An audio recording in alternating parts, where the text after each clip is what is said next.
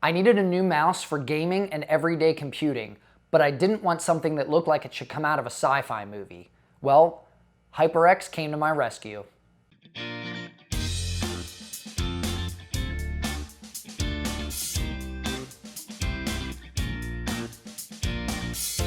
Hey YouTube, what's going on? I'm Danny with Danny's Tech Channel.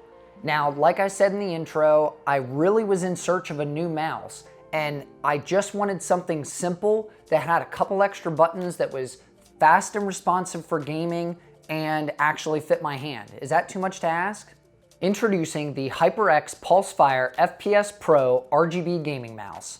This mouse comes in at $44.99 USD, and in fact, Amazon has it on sale right now for $34.99 USD, so I'll leave a link below if you want to go check that out after you're done this video. The Pulsefire FPS has a PixArt 3389 sensor with native DPI up to 16,000. What does that mean? Well, DPI is actually the measure of dots per inch that the laser sensor can detect. So just think of it as the higher the number, the faster the mouse is gonna move with less movement on your pad. It has 6 programmable buttons, and it has onboard memory to store up to 3 customizations, which means you can take it along with you to another computer and it'll save your settings right on the mouse.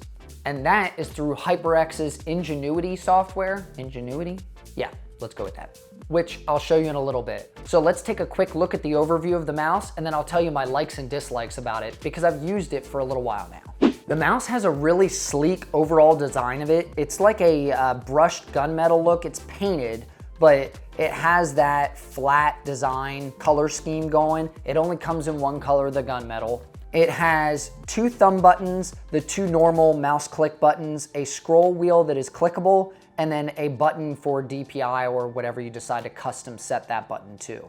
It's a wired mouse with a standard USB-A plug. The mouse has a really clean aesthetic to it. It's not overly flashy or anything. And in fact, if you don't want the RGB, you can actually turn that off as well.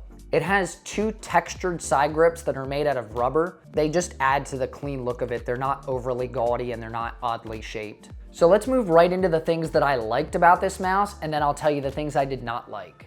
Now, quick disclaimer, I've had the mouse for about 2 years now, so it's not a new mouse. HyperX has been making this for quite a while, and I've had a little bit of time to spend with this so that any kind of problems that arise, I could give it to you in the review, and I could be totally honest with this. First thing I really like is the clean overall design. It's not flashy, it doesn't have a ton of buttons. Like I said, I wanted something I could use every day, so I really like the clean look of it, and the color scheme matched perfect with the rest of my build. Second, the RGB controls are really simple to use, which I'll talk about in a second, but it doesn't get in the way of the overall aesthetic of the build.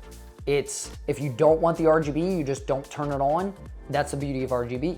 But even when you have it on, just the HyperX logo lights up here and then the scroll wheel. That's it. It's not super flashy and gaudy, like I said, and you can turn the brightness up and down on their RGB, so if you need it to dial back a little bit, you can do that too.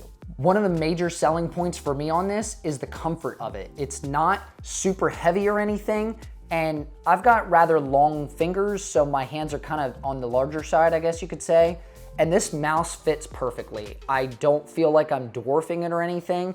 And my last favorite thing about this is their customer support team over at HyperX is fantastic. In fact, let's talk about some of the dislikes and I'll explain why I've had experience with their customer support team. The very first major dislike thing that I had with this mouse is the scroll wheel. After using the mouse for an extended amount of time, now I'm talking a couple months, maybe a year, the scroll wheel starts to have a squeaking noise.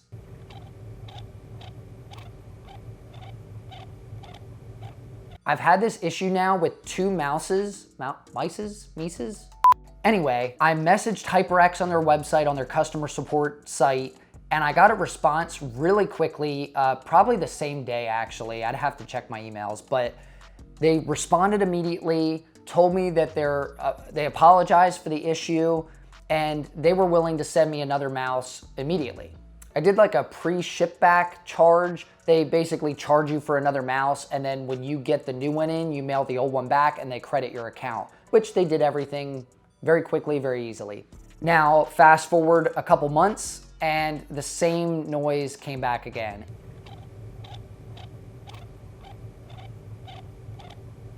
In fact, the noise is here now for me, but it's on and off. Like I can go a couple weeks, a couple months without hearing it, and then all of a sudden I'll be doing something very quiet and I notice that it's there.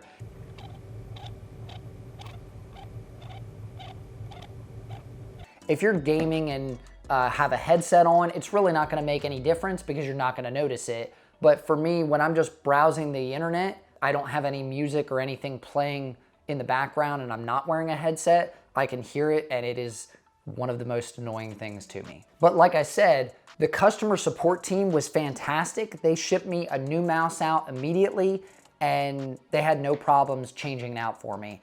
Now, I guess with only paying $35 to $45 for a mouse, what do you expect for high build quality? But I actually didn't expect much and I got more than I bargained for.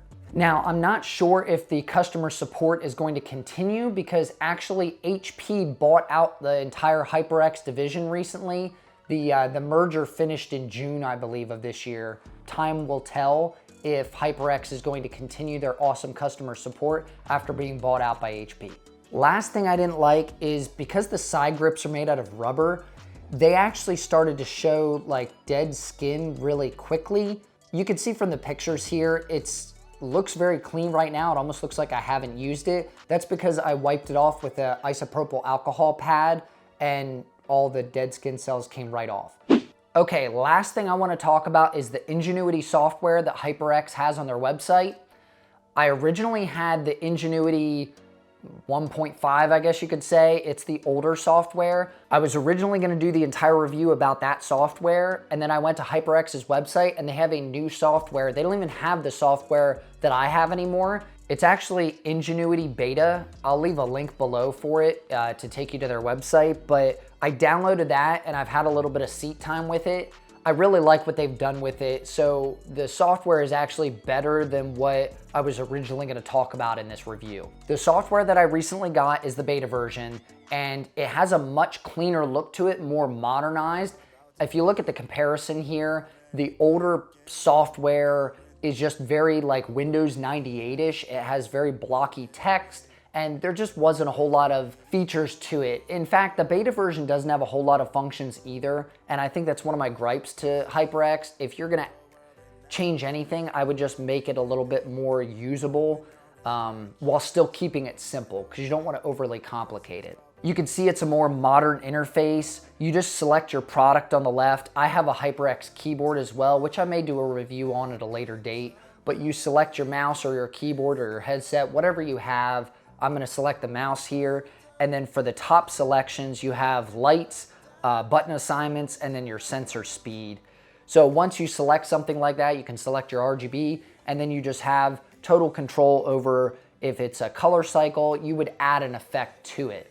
You just hit save to mouse, and then you select one of your profiles on the mouse to throw that color onto. And then if you look at the sensor speed at the top here, you can select different sensor speed modes, and that's what this top button is set to for me. I have it set so that I can click the sensor button and it's gonna change my DPI from 800 to 1200 to 1500, depending on what kind of game I'm playing, if you want your mouse to move faster or slower. Overall for NGenuity, I'd say it's a decent setup. It's not really complicated like I said, but it doesn't give you a whole lot of options as far as things that you can change and modify. But I mean, it's a mouse, so how many things do you really need to change? So what's my overall conclusion for the HyperX Pulsefire FPS Pro? I'd say it's a great mouse, actually. Even though I have a few little small gripes like the scroll wheel and the dead skin cells on the rubber grips, but hey, happens to everybody. I would recommend it for someone who's an FPS gamer who doesn't want something that's overly complicated or overly gaudy. I'd say the quality is nice and it shows little to no wear over the course of time. Like I said, I've had this thing for 2 years and it still looks almost brand new, and I've put plenty of gaming hours and lots of editing hours on this mouse, let me tell you. So if you enjoyed today's video, don't forget to hit like and subscribe down below so you can catch more content just like this one on Danny's Tech Channel, and I'll see you in the next one.